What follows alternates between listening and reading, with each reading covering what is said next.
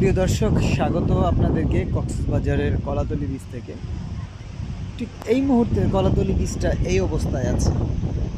আমার সামনে একটি ঘোড়া রাইডার ঘোড়া নিয়ে দাঁড়িয়ে আছে, আবার চা কফি পান বিক্রেতারা সামনে দিয়ে যাচ্ছে।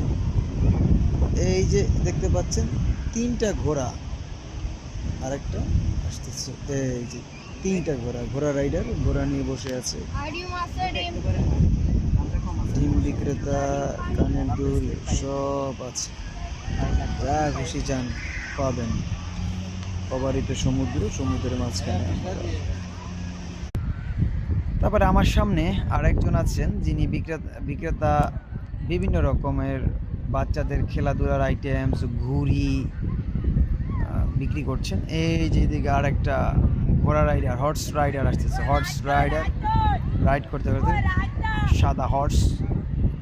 ওই যে দূরে একটা টিম আসছে, তারা সম্ভবত যে কোনো অফিস থেকে।